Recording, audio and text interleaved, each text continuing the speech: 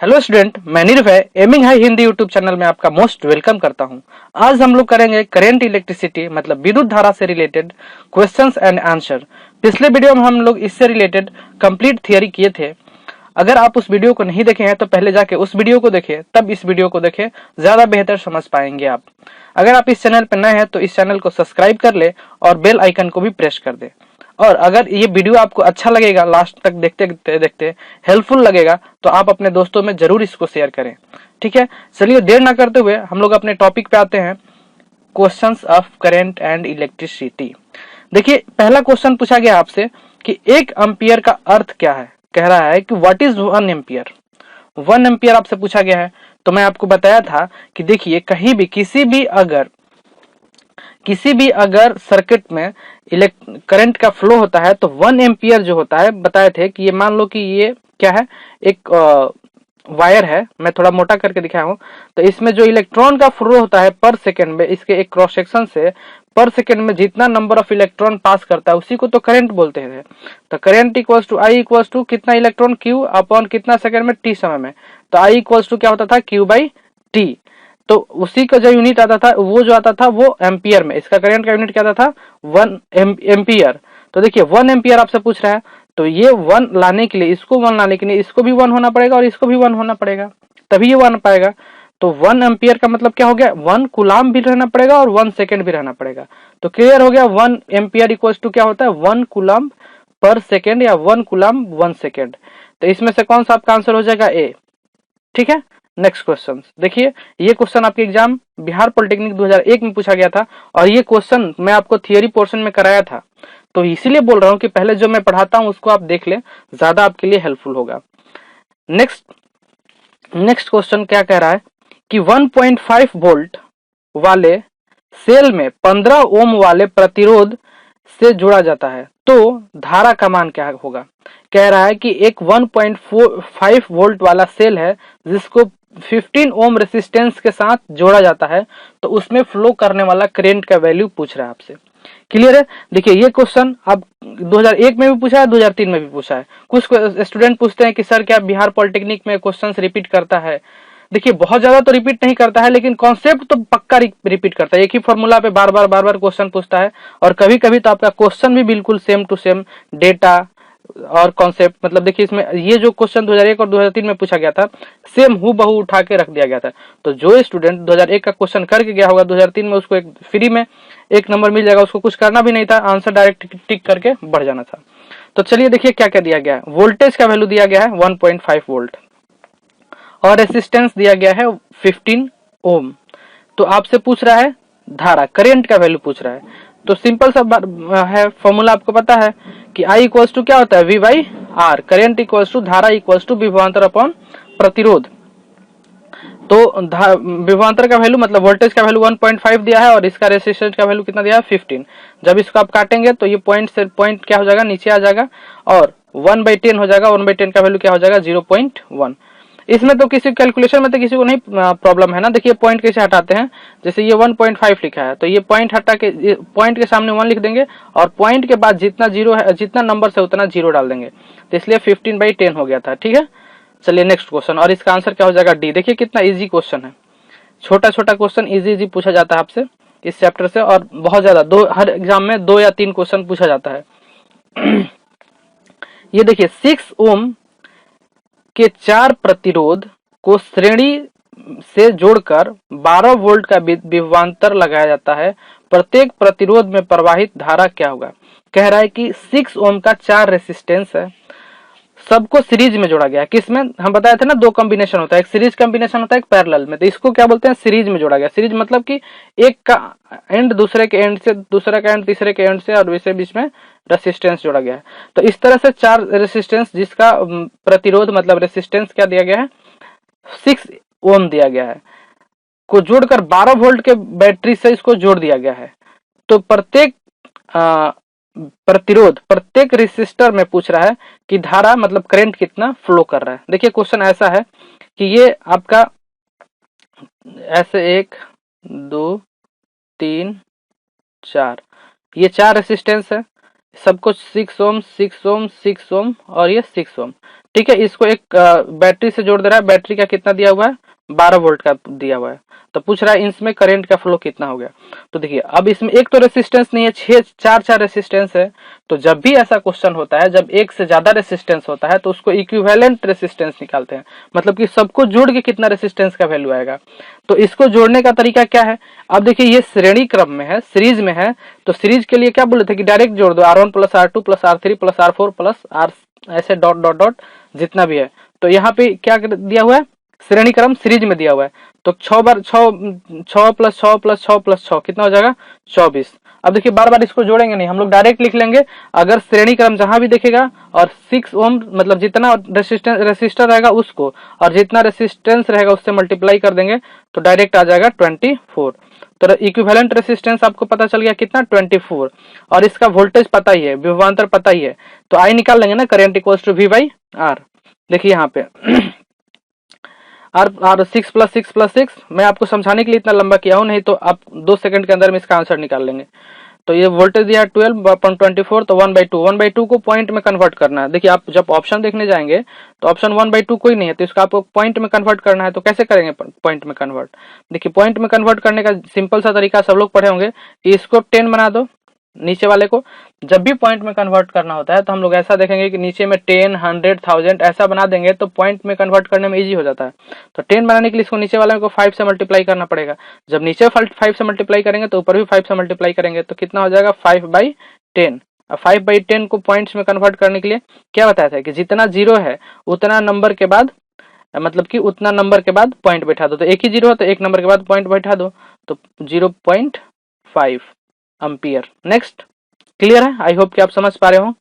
Next में कह रहा है कि एक निश्चित तार का प्रतिरोध R है। कह रहा है कि एक कोई तार है, एक वायर है, ये कोई वायर है, इसका रेसिस्टेंस R दिया गया है।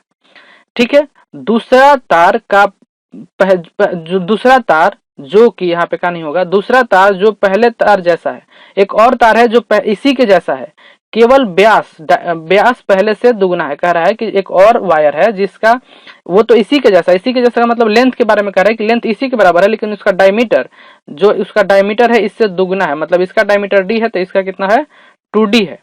तो उस तार का प्रतिरोध क्या होगा, तो इस तार का रेसिस्टेंस पूछ रहा है। इस तार का रेसिस्टेंस आपको R दे दिया गया और इस तार का रेसिस्टेंस आपसे पूछ रहा है। क्लियर है, कैसे सॉल्व करेंगे, देखिए मैं आपको याद कराया था कि रेसिस्टेंस का जो फॉर्मूला होता है R equals to rho L by A, ये तो फिक्स रहता है। इसके वैरी करने से और इसके वैरी करने से क्या होता है, रेसिस्टेंस, इसके चेंज करने से, इसको बदलने से L क्या है, लेंथ है, लंबाई है रेसिस्टर का, और A क्या है, एरिया है रेसिस्टर का। तो देखिए ये रेसिस्टर, ये इसका R दिया है, इसका ये 2D दिया है। तो आप क्या देख रहे हैं कि रेसिस्टर और एरिया में क्या है, इनवर्सली रिलेशन है। क्या मैं क्या बताया था कि जब भी ऐसा रिलेशन है, जब सीधे में हो तो उसको डायरेक्टली मतलब समानुपाती कहता है, लेकिन जब 1/, में हो तो उसको क्या करते हैं, इनवर्सली, मतलब इसको बढ़ाने से ये घटेगा और इसको घटाने से ये बढ़ेगा। तो देखिए एरिया, रेसिस्टेंस क्या हो गया, एरिया का इनवर्सली प्रोपोर्शनल है। लेकिन यहाँ पे तो एरिया जैसा कुछ नहीं दिया है कि आप एरिया को चेंज कर रहे हो, यहाँ पे कह रहा है कि आप डायमीटर को दुगना कर रहे हो।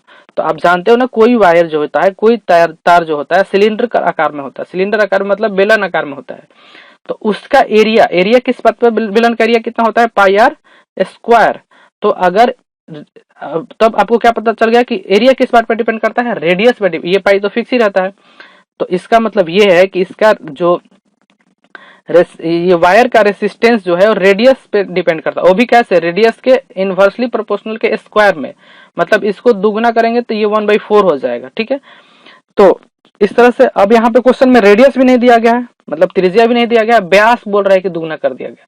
तो आपको पता है कि व्यास जो होता है, व्यास को दुगना करो या रेडियस को दुगना करो, बात तो बराबर ही होता है ना, क्योंकि व्यास बराबर क्या होता है, R इक्वल्स टू क्या होता है, D/2।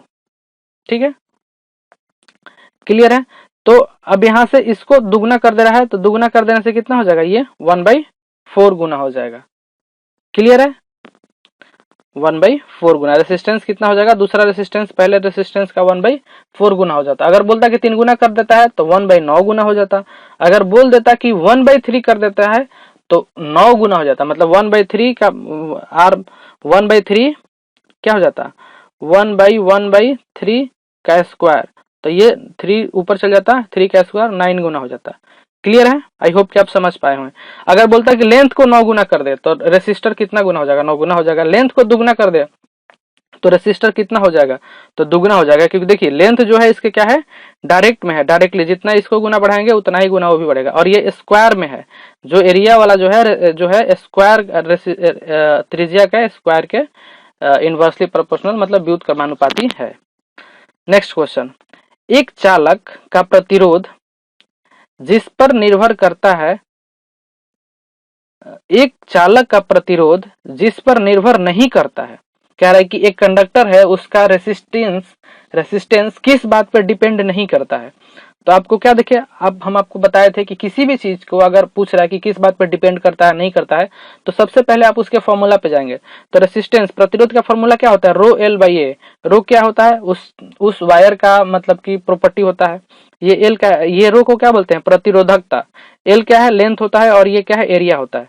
तो देखिए लंबाई पे तो डिपेंड करता है क्योंकि इसके फॉर्मूला में है। प्रतिरोधकता रेसिस्टर ये इस पे भी डिपेंड करता है, ठीक है। अनुप्रस्थ काट मतलब area of cross section, area पूछ रहा है तो एरिया पे तो डिपेंड करता है ना, एरिया पे भी डिपेंड करता है। इसके फॉर्मूला में मास कहीं नहीं दिख रहा है तो मास पे डिपेंड नहीं करता है। तो आपको पता हो गया कि किसी भी रेसिस्टर्स का जो रेसिस्टेंस है वो उसके मास पे डिपेंड नहीं करता, उसके द्रव्यमान पे डिपेंड नहीं करता है। तो आपका आंसर क्या उतना हो जाएगा? ए। कह रहा है कि एक इलेक्ट्रॉन का आवेश इतना है, एक इलेक्ट्रॉन का चार्ज दे दिया गया, सबको याद भी है एक इलेक्ट्रॉन पे कितना चार्ज होता है? 1.6 गुना 10⁻⁻19 कूलम्ब। यदि किसी चालक में 1 एम्पियर का धारा प्रवाहित हो रहा है, कह रहा है कि किसी कंडक्टर में अगर 1 एम्पियर का करंट फ्लो कर रहा है तो 1 सेकंड में प्रवाहित होने वाला इलेक्ट्रॉन की संख्या क्या होगा? तो पूछ रहा है कि उसमें 1 सेकंड में कितना इलेक्ट्रॉन फ्लो होगा। देखिए क्या कह रहा है, मैं क्वेश्चन आपको समझा दे रहा हूँ। देखिए ये मान लीजिए कंडक्टर दे दिया आपके, इसमें कंडक्टर दे दिया, ये कंडक्टर है, ये कोई वायर है, कंडक्टर है। इसमें कह रहा है कि 1 एम्पियर का करंट फ्लो कर रहा है, 1 एम्पियर का करंट फ्लो कर रहा है। तो आप क्या समझते हैं? 1 एम्पियर मतलब Q बाई टी, मतलब कि 1 कूलाम्ब और 1 सेकंड में अगर कोई चीज फ्लो करता है तो उसको क्या बोलते हैं? 1 एम्पियर। तो मतलब क्या होना, 1 कूलाम्ब का चार्ज फ्लो कर रहा है। तो इसमें ये नहीं पूछ रहा है कि कितना कूलाम्ब का चार्ज फ्लो कर रहा है, इसमें दो बात पूछता है।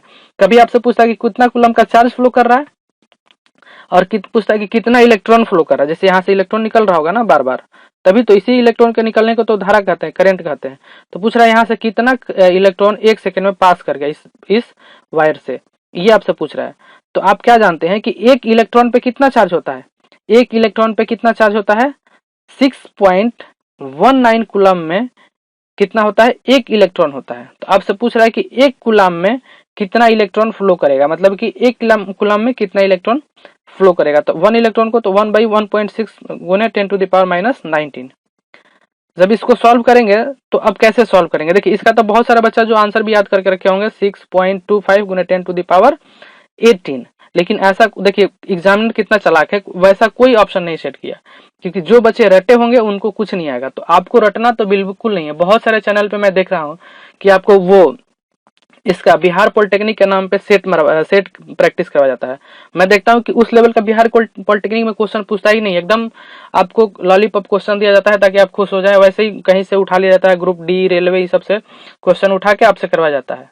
तो आप पहले जो जहाँ पे भी सेट प्रैक्टिस कर रहे हैं आप एक बार देख लें कि क्या वहां पे करवाया जा रहा है, क्या मतलब एक देखिए इसमें बहुत कम जो क्वेश्चन है जो आपको डायरेक्ट थ्योरेटिकल है, थोड़ा थोड़ा इसमें न्यूमेरिकल का यूज है हर क्वेश्चन में। तो आप क्या देख रहे हैं, आप वहां पे जाएंगे तो वहां पे ही पढ़ाएंगे विद्युत धारा का मात्रा क्या होता है, उसको किससे मेजर करते हैं, इतना ही क्वेश्चन करा के छोड़ देंगे आप खुश, आप लगेगा कि 100 में 90 बना लिए हम, और एग्जाम में जाएंगे तो आपसे कुछ नहीं बनेगा। तो आप थोड़ा सा ढंग से पढ़ाई करें। आप खुद क्वेश्चन बैंक को, मैं देखिए आपको जितना क्वेश्चन देता हूँ सारा क्वेश्चन बैंक का ही क्वेश्चन होता है। अगर आपको बिलीव नहीं है तो आप देख सकते हैं जाके, तो वहां पे क्या बताया जा रहा है आप समझे और यहाँ पे क्या बताया जा रहा है। ठीक है, आई होप कि आप बेहतर समझ पा रहे हो। मैं किसी की बुराई नहीं कर रहा, बट मैं ये बता रहा हूँ कि जो आपका एग्जाम का लेवल है वो उसी लेवल से आप तैयारी करें। ऐसा ना कि अभी आपको पढ़ने में मजा आ रहा हो वहां पे कुछ ना बने। तो क्लियर है। तो इसका वैल्यू कितना आपको हटाया जाता है? 6.25 गुने 10⁻18। और जब आप ऑप्शन में देखने गए तो सब क्या है? 10⁻25, 10⁻16, 10⁻16 और 10⁻16। मैं ये भी बताया कि जब भी आप किसी भी एग्जाम का एग्जाम दे रहे हैं, ऑब्जेक्टिव एग्जाम दे रहे हैं, तो क्वेश्चन पढ़ने के साथ आपका एक नजर ऑप्शंस पे होना चाहिए कि मेरे को आंसर किस चीज में निकालना है। क्लियर है? तो मेरे को अब देखिए यहाँ पे हो गया। अब इसको 10 के पावर, ये 1/1.6 गुना 10 के पावर -19। आपको पता है कि आंसर क्या आने वाला है 10 के पावर 16 में आने वाला है। तो इस 10 के पावर -19 को 10 के पावर -16 में कन्वर्ट करने के लिए 3 जीरो यहाँ से हटाना होगा। तो 3 जीरो यहाँ पे माइनस में है, तो 3 जीरो प्लस में कर देंगे तो 10 के पावर 3 से मल्टीप्लाई कर देंगे तो ये 10 के पावर -16 हो जाएगा। जब नीचे 10 के पावर 3 से मल्टीप्लाई करेंगे तो ऊपर भी 10 के पावर 3 से मल्टीप्लाई करना पड़ेगा। देखिए ये पॉइंट हटा था तो इससे तो एक 10 आ गया और 10 10 10 10 के पावर 3 हो गया। जब आप इसको काटेंगे तो कितना आ जाएगा 625 डिवाइडेड बाई 10 के पावर -16 और ये 16 ऊपर जाएगा तो 10 के पावर 625 गुने 10 के पावर +16 हो जाएगा। और आप रेंडमली ये भी वैल्यू याद कर लेंगे, कभी आपसे पूछता है तो 6.25 गुने 10 के पावर -18 इलेक्ट्रॉन, ये भी आंसर कभी कभी देता, सॉरी -18 नहीं +18 इलेक्ट्रॉन होता है एक कूलाम में। पूछ लेगा कि 1 coulomb equals to how much electron, तो 6.25 गुने 10 के पावर 18 या 625 गुने 10 के पावर 16, कुछ भी। अभी वो 17 में भी दे सकता है, तो 17 में देगा तो पॉइंट यहाँ पे आ जाएगा। तो आपको खुद कन्वर्ट करने आना चाहिए कि मेरे को कितने के वैल्यू में करना है। अगर 17 के वैल्यू में करना होता तो यहाँ पे 10 के पावर 2 से मल्टीप्लाई करते, जब उतना ऊपर करते तो उतना नीचे भी उतना ही से करना पड़ता है। क्लियर है? नेक्स्ट क्वेश्चन, एक विद्युत बल्ब पर 100 वाट तथा 200 वोल्ट अंकित है, बल्ब का प्रतिरोध क्या होगा? कह रहा है कि एक आपके घर में बल्ब है, देखिएगा आपके घर में जितना बल्ब होगा उस पे कुछ ना कुछ लिखा रहता है, ठीक है। ये बल्ब है, इस पे कुछ ना कुछ लिखा रहेगा। तो एक बल्ब है जिस पे लिखा गया है कि 100 वाट और 200 वोल्ट, 100 वाट और 200 वोल्ट लिखा गया है। तो पूछ रहा है उस बल्ब का प्रतिरोध क्या होगा। अब देखिए वाट क्या है, ये वाट किसको दिया गया है, आपको यूनिट से पता करना होगा। वाट किसका यूनिट होता है? पावर का, शक्ति का। तो शक्ति दिया गया है, पावर दिया गया है 100 वाट, वोल्टेज दिया है 200 वोल्ट, आपसे रेसिस्टेंस पूछ रहा है। तब आप अपना दिमाग लगाएंगे कि कहाँ पे ऐसा फॉर्मूला है जिसमें वोल्टेज, रेसिस्टेंस और पावर आता हो, तभी तो निकल पाएगा रेसिस्टेंस। तो आप याद करेंगे तो पावर का मैं 3 फॉर्मूला लिखवाया था, ये बोला था कि तीनों रट जाइएगा आप लोग। कितना होता है? Power equals to V²/R, I², ये भी इक्वल टू क्या होता है I²R और V, I, ये तीनों पावर का फॉर्मूला होता है। चलिए मेरे साथ दोहराइए, V²/R, I² और VI। तो इन तीनों फॉर्मूला में से आपको कौन सा फॉर्मूला यूज करना है ये देखिए। इस फॉर्मूला क्या है? VI और P। तो देखिए आपको तो V तो दिया हुआ है लेकिन I निकालना नहीं, तो फॉर्मूला नहीं लगाएंगे। इसमें I, R और P, तो देखिए I तो दिया ही नहीं है तो इस फॉर्मूला को नहीं लगाएंगे। इसमें देखिए ये दिया हुआ है, P दिया हुआ है, V दिया हुआ है, R पूछ रहा है, तो आपसे पहला फॉर्मूला आपको यूज करना है। आपको इस तीनों फॉर्मूला में यही समझना है कि कौन सा फॉर्मूला मेरे को कहाँ पे यूज करना है। देखिए ठीक है, तो इसका वैल्यू 100 दे दिया है और ये वोल्टेज 200 तो कितना हो जाएगा, ठीक है। और ये 200/100 तो कितना हो जाएगा 400 ओम। आई होप कि आप समझ पाए होंगे। नेक्स्ट क्वेश्चन, चलिए देखिए, अगर आपको ये वीडियो अच्छा लग रहा है तो जल्दी से एक लाइक कर दीजिए और आप कमेंट भी कीजिए कि हाँ सर मेरे को समझ में आ रहा है। आपके कमेंट से मुझे पता चलता है, क्योंकि आप मेरे से बहुत दूर बैठे हुए हैं, आप जब कमेंट करते हैं तो मुझे पता चलता है कि हाँ मैं जो बता रहा हूँ आपको समझ में आ रहा है और आप समझ पा रहे हैं। तो आप कमेंट करें कि हाँ सर समझ में आ रहा है। जितने भी बच्चे हैं अगर वीडियो को देख रहे हैं उनको समझ में आ रहा है तो लिखेंगे हाँ सर मजा आ रहा है, ठीक है, या समझ आ रहा है। नेक्स्ट क्वेश्चन कह रहा है कि एक बल्ब 2 मिनट तक 3 एम्पियर का धारा प्रवाहित करने पर कितना कूलम आवेश प्रवाहित होता है। कह रहा है कि एक बल्ब है, उसमें अगर 2 मिनट तक 3 एम्पियर का करंट फ्लो कर रहा है तो उसमें कितना कूलम, मतलब कितना कूलम पूछ दिया। देखिए उसमें पूछा था कि कितना चार्ज, मतलब कि ये नहीं पूछा था कितना कूलम, पूछ रहा था कितना नंबर ऑफ इलेक्ट्रॉन। यहाँ पे पूछ रहा है कितना कूलम का चार्ज प्रवाहित होगा। तो कोई नहीं, आप क्या जानते हैं I = Q/T। तो यहाँ पे जब ये सॉल्व करने पे ये आपका करंट का वैल्यू कितना दिया, देखिए क्या दिया हुआ है, करंट दिया 3 एम्पियर और समय 2 मिनट दिया हुआ है। तो देखिए करंट का वैल्यू किसी भी देखिए आपको करंट का ऐसा यूनिट क्या होता है, एम्पियर होता है। तो करंट मतलब धारा का ऐसा यूनिट जब एम्पियर होता है तो इसको क्या रखेंगे, जब कूलाम में रखते थे और इसको सेकेंड में रखते थे तब ये एम्पियर में आता था, ठीक है। तो ये जो टाइम दिया आपको मिनट में दिया है तो आपको कन्वर्ट करना होगा सेकंड में, तभी आपका आंसर आएगा, ठीक है। आप पहले फिर से ध्यान देंगे कि जब एसआई यूनिट में सब कुछ रहे तो सबको एसआई यूनिट में रखना है। यहाँ पे समय 2 मिनट में दिया हुआ है, मिनट नहीं रखना है, यहाँ पे फॉर्मूला में सेकंड में होता है। क्योंकि यहाँ पे जो करंट का वैल्यू एम्पियर में दिया, और एम्पियर तभी आता है जब इसको कूलम में और इसको सेकंड में रखते हैं। तो टाइम को सेकंड में कन्वर्ट करने के लिए कितना करना पड़ेगा, 60 से मल्टीप्लाई कर देना पड़ेगा, तो कितना हो जाएगा 120। आई होप कि ये सब सबको समझ में आता होगा कि मिनट को सेकंड में कैसे कन्वर्ट करेंगे। अगर नहीं आता है तो भी आप कमेंट कर सकते हैं कि सर ये चीज मेरे को नहीं समझ में आया, कि चाहे कितना भी छोटा बात हो आप कमेंट कर सकते हैं कि सर मेरे को ये चीज समझा दीजिएगा, मैं अगला वीडियो में समझा दिया करूंगा। तो Q इक्वल्स टू क्या हो जाएगा, अब देखिए 3, ये 3 दे दिया हुआ है, ये नहीं दिया हुआ है, ये समय दे दिया हुआ है। जब इसको क्रॉस मल्टीप्लाई कर देंगे तो कितना हो जाएगा 360 कूलम्ब, आंसर बी हो जाएगा। अब देखिए बोल रहा है कि ये एक सर्किट दिया हुआ है, इसमें पूछ रहा है कि करंट, धारा का मान क्या होगा, इस सर्किट में करंट कितना फ्लो कर रहा है। तो अब करंट के लिए क्या होता है, I equals to V by R. अब यहाँ पे आर किसको रखे भाई, ये भी आर दिया हुआ है, ये भी आर दिया हुआ है, ये भी आर दिया हुआ है। तो जब भी बताए थे कि एक से ज्यादा रेसिस्टेंस होता है तो उसका इक्विवेलेंट रेसिस्टेंस निकालना होता है। अब इस इक्विवेलेंट रेसिस्टेंस निकालने का दो तरीका, एक पैरेलल और एक सीरीज, मतलब एक समानांतर और एक श्रेणी। तो यहाँ पे आपको समझना होगा कि श्रेणी क्रम है कि समानांतर क्रम है, मतलब पैरेलल है कि सीरीज है। तो मैं बताया था जब एक रेसिस्टर का पहला एंड दूसरे रेसिस्टर के दूसरे एंड से और तीसरे रेसिस्टर का, और ये इस पहले का लास्ट और लास्ट वाले का लास्ट बैटरी से जुड़ा हो, तो ऐसे कॉम्बिनेशन को क्या बोलते हैं, सीरीज बोलते हैं, श्रेणी क्रम बोलते हैं। तो इसमें ऐसा ही हो रहा है, तो ये श्रेणी क्रम हो गया।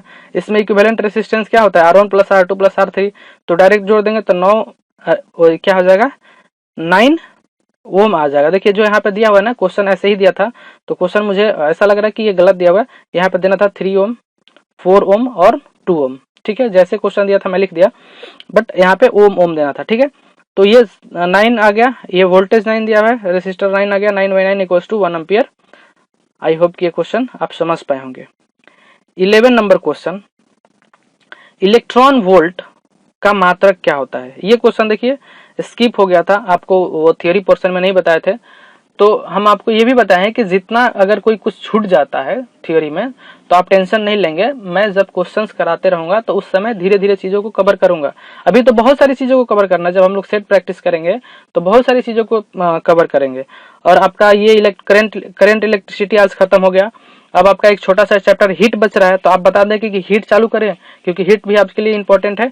फिर उसके बाद हम लोग जस्ट हीट के जस्ट बाद केमिस्ट्री स्टार्ट कर लेंगे, और जो फिजिक्स में छोटा छोटा पोर्शन बचा हुआ है, सब कुछ खत्म हो गया, हीट खत्म हो गया, तो अब छोटा छोटा पोर्शन बचा हुआ है, तो वो हम लोग कभी कभी 10-10, 5-5 मिनट करके शुरू करते रहेंगे, खत्म करते रहेंगे, और केमिस्ट्री साथ में आगे करेंगे, क्योंकि बच्चे, बहुत सारे बच्चे केमिस्ट्री के लिए परेशान हो रहे हैं। नेक्स्ट आप बताइए, केमिस्ट्री शुरू करें या फिजिक्स को पहले बहुत एक एक करके खत्म कर ले, आप इस बात के लिए भी कमेंट करेंगे। इलेक्ट्रॉन वोल्ट का मात्रा क्या होता है, तो देखिए इलेक्ट्रॉन वोल्ट, अब यहाँ पे वोल्ट देखते ही बहुत सारा बच्चा विभवांतर समझ के और इसको टिक करके आगे बढ़ जाएंगे। नहीं, यहाँ पे इलेक्ट्रॉन वोल्ट है, और इलेक्ट्रॉन वोल्ट का मात्रक ऊर्जा का मात्रक होता है। आप एनर्जी का मात्रक क्या होता है, इलेक्ट्रॉन वोल्ट, एनर्जी का और मात्रक क्या होता है, जूल होता है, ठीक है। तो आप इलेक्ट्रॉन वोल्ट। अब आवेश का, कूलम्ब, चार्ज का मात्रक क्या होता है, कूलम्ब। पावर, शक्ति का मात्रक क्या होता है बताइए, जूल पर सेकेंड या वॉट। और विभवांतर का मात्रक क्या होता है, वोल्टेज। तो ये ऊर्जा का मात्रक है इलेक्ट्रॉन वोल्ट, आप याद रखेंगे, आपके एग्जाम में बिहार पॉलिटेक्निक 2006 में ये क्वेश्चन पूछा गया था। नेक्स्ट कह रहा है कि 1 किलोवाट कितने के बराबर है। अब देखिए 1 किलो कितने ग्राम के बराबर होता है, 1 किलोग्राम कितने ग्राम के बराबर होता है, 1000 ग्राम के बराबर होता है। वैसे ही देखिए यहाँ पे ये किलो हटा देंगे तो कितना हो जाएगा, 1 वाट हो जाएगा। और किलो, किसी चीज को किलो मतलब कि क्या 1000 से मल्टीप्लाई होगा, जहां भी किलो वाट दिखाई दे मतलब कि 1000 से मल्टीप्लाई होगा। तो 1 किलो वाट इक्वल टू कितना होता है, 1000 वाट। ये तो सारे बच्चे को आता होगा, ये बिहार पॉलिटेक्निक 2007 में क्वेश्चन पूछा गया था। देखिए कितना इजी क्वेश्चन है, यही सब क्वेश्चन, ऐसा नहीं कि मैं सिर्फ इजी लेके आया हूँ, आप जाके देख लेंगे जो भी क्वेश्चन है मैं वही लेके आया हूँ, ठीक है। इसी तरह से क्वेश्चन पूछा जाता है, बस आपको थोड़ा सा नॉलेज होना चाहिए चैप्टर का। 2 ओम के 3 प्रतिरोध को किसी श्रेणी क्रम में नेटवर्क में जोड़ता है तो प्राप्त होता है। कह रहा है कि 2 ओम का 3 रेसिस्टेंस है, उसको किसी सीरीज में जोड़ दिया जाता है तो उससे प्राप्त होता है। ये नहीं पूछा क्या, अब यहाँ पे आपको खुद मतलब दिमाग लगाना होगा। क्वेश्चन इतना ही था कि क्या पूछ रहा है। तो ऑप्शंस जब आप देखेंगे तो ओम ओम ओम ओम ओम ओम ओम दिया हुआ, तो ओम किसका यूनिट होता है आपसे, मतलब कि इक्विवेलेंट रेसिस्टेंस पूछ रहा है, मतलब तीनों को जोड़ के पूछ रहा है। तो सीरीज में जोड़ते हैं R1 plus R2 plus R3, ये बहुत बार कर चुके हैं, तीनों को जोड़ देंगे तो 6 ओम। अगर यही बोलता है कि पैरेलल में समानांतर में जोड़ते हैं तो 1/2 प्लस 1/2 प्लस 1/2 जोड़ते तो कितना हो जाता, तीनों कैल्शियम 2, 1 प्लस 1 प्लस 1 मतलब कि 3/2, ये 1/r होता है इधर। अच्छा, जब मैं थ्योरी पढ़ाया था तो R इक्विवेलेंट लिख दिया था, सिर्फ समानांतर वाला में 1/r इक्विवेलेंट होगा, आप वहां पे करेक्ट कर लेंगे, ठीक है। तो कितना हो जाएगा 1/r, तो r इक्वल टू कितना हो जाएगा 2/3 का वैल्यू कितना आता है 0.67। तो अगर सीरीज पैरेलल में होता तो ये होता आंसर, और ये सीरीज में है तो 6 आंसर होगा। आंसर आपका क्या हो जाएगा ए। आई होप कि आपको मजा आ रहा होगा, आप समझ पा रहे होंगे। देखिए एक क्वेश्चन ये है। अच्छा देखिए, मैं एक काम कुछ करने के लिए सोचा हूँ, ऐसे कर रहा हूँ, देखिए तो आपको अच्छा लग रहा है, अगर अच्छा लग रहा है तो बताइएगा कि 1.1 विद्युत वाहक बल का एक सेल 10 ओम प्रतिरोध के चालक से 0.1 एम्पियर का धारा भेजता है, सेल का आंतरिक प्रतिरोध क्या होगा। इंग्लिश में एक बार पढ़ देता हूं, फिर मैं समझा दूंगा। A cell have electromotive force of 1.1 volt is connected with 10 ohm resistor and carrying 0.1 ampere current, what will be their internal resistance। देखिए ये क्वेश्चन एग्जामिनर को इतना अच्छा लगा कि ये 96 में भी पूछ लिया और 2002 में भी पूछ लिया। ये क्वेश्चन सेम डेटा 2 बार पूछा गया है। तो मैं भी बता दिया ना कि क्वेश्चन रिपीट होते हैं, इसलिए आपको क्वेश्चंस बैंक लगाना बहुत जरूरी है। मैं आपको बुक वाले लिस्ट में सबसे पहले टॉप लिस्ट पे मैं आपको क्वेश्चन बैंक रखा था कि आपको क्वेश्चन कुछ पढ़ो या ना पढ़ो, क्वेश्चन बैंक जरूर पढ़ो। क्लियर है, आपको पता लग जाएगा कि आपके एग्जाम में क्या पूछा जाता है और कहाँ पे क्या पढ़ाया जा रहा है। आपके काम का चीज पढ़ाया जा रहा है या आप ऐसे ही वीडियो देखे जा रहे हैं, सेट बनाए जा रहे हैं। आप खुद का आकलन करके तभी किसी चैनल से कुछ भी पढ़ें, ठीक है। नेक्स्ट देखिए, तो इसमें क्या दे दिया कि देखिए ये एक सर्किट है, इसमें बोल दिया कि 1.1 वोल्ट का बैटरी लगा हुआ है, इसमें 1 एम्पियर का करंट फ्लो कर रहा है और 10 ओम इसका रेसिस्टर है। तो पूछ बोल रहा है कि इसका इंटरनल रेसिस्टर क्या होगा, इसका इंटरनल रेसिस्टेंस आंतरिक प्रतिरोध पूछ रहा है। तो यहाँ पे एक रेसिस्टर होगा, इस बैटरी का भी एक रेसिस्टर होता है। बैटरी भी जो होता है ना, वो भी कुछ ना कुछ बाधा उत्पन्न करता है सर्किट में करंट फ्लो करने से, उसके पास भी कुछ रेसिस्टेंस होता है, तो उसी का रेसिस्टेंस पूछ रहा है। तो देखिए ये रेसिस्टेंस और ये रेसिस्टेंस किस में जुड़ा हुआ है। अब दो यहाँ पे रेसिस्टेंस आ गया, तो दोनों को किस में जुड़ा हुआ है पहले ये देखेंगे।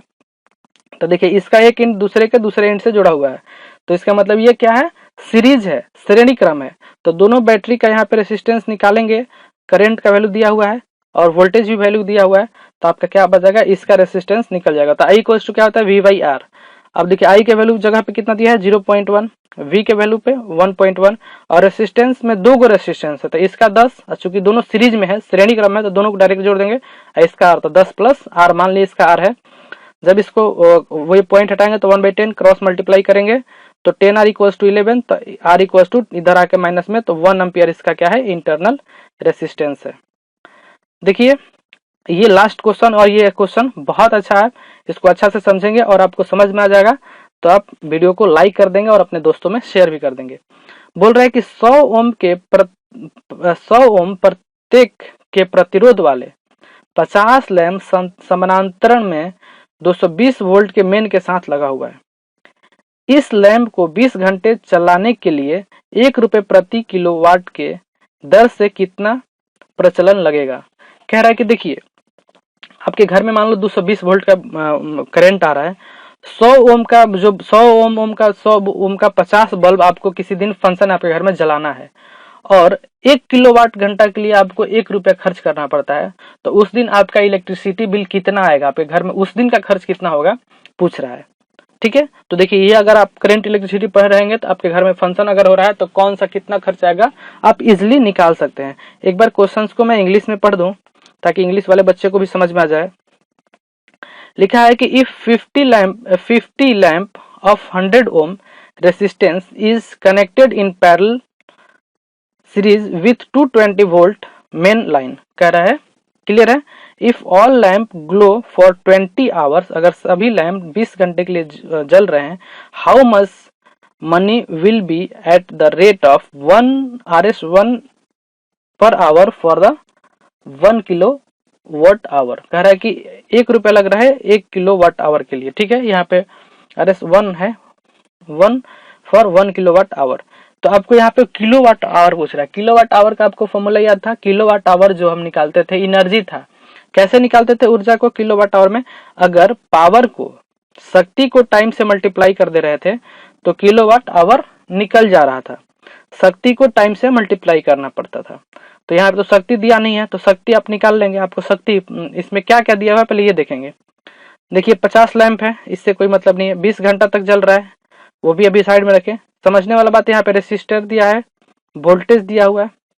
तो रेसिस्टर और वोल्टेज दिया हुआ है तो पहले आपको टाइम पावर निकाल लेंगे, शक्ति निकाल लेंगे। कौन सा फॉर्मूला लगाएंगे शक्ति का, रेसिस्टर और वोल्टेज में? तो देखिए कौन सा, ये 3 फॉर्मूला है, रेसिस्टर और वोल्टेज पावर। कौन? Resistor voltage power. अच्छा, ये वाला फॉर्मूला लगेगा। इसमें तो करंट है, करंट दिया नहीं, इसमें वोल्टेज और करंट है, करंट दिया ही नहीं है, तो ये दोनों फॉर्मूला नहीं यूज होगा। अब इसमें फॉर्मूला यूज होने करने से पहले आपको क्या है, 100 बल्ब है और सबको बोल रहा है कि आप कैसे जुड़े हुए हैं, सीरीज में जुड़े हुए हैं। सीरीज में जुड़े हुए हैं तो सीरीज में इक्विवेलेंट कैसे निकालता है, 1/R1 प्लस 1/R2 ऐसे। तो 1/100 प्लस 1/100 ऐसे कितना, 50 लैंप है। ठीक है, तो 50 बार ऐसे जोड़ेंगे, सब कैल्शियम लेंगे तो कितना आ जाएगा 100, 1 प्लस 1 प्लस 1 ऐसे कितना बार, 50 बार। तो ऊपर एक 50 बार जोड़ेंगे तो कितना आ जाएगा 50/100, तो 1/2। और इसको 1/R इक्वल्स टू 1/2, मतलब कि R इक्वल्स टू 2 आ जाएगा। ठीक है, तो अब यहाँ पे पावर निकाल लेंगे, V²/R। वोल्टेज कितना दिया है 220, 220 इंटू 220 अपॉन R2 दे दिया है। जब इसको मल्टीप्लाई करेंगे तो 220 इंटू 1010 वाट आ जाएगा। आपको कहाँ जाना है, किलो वाट आवर में। चलो किलो वाट आवर में, पहले इसको तो शक्ति क्या होता है, पावर को टाइम से मल्टीप्लाई कर देते हैं।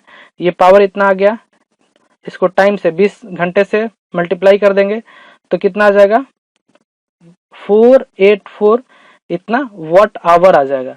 अब कुछ बच्चे कंफ्यूज होंगे तो 50 से क्यों नहीं मल्टीप्लाई कर रहे हैं? 50 से इसलिए नहीं मल्टीप्लाई कर रहे हैं कि 50 जो 50 बल्ब था इसका इक्विवेलेंट रेसिस्टेंस यहीं पे निकाल लिए थे। ठीक है, इसलिए 50 से मल्टीप्लाई नहीं कर रहे हैं।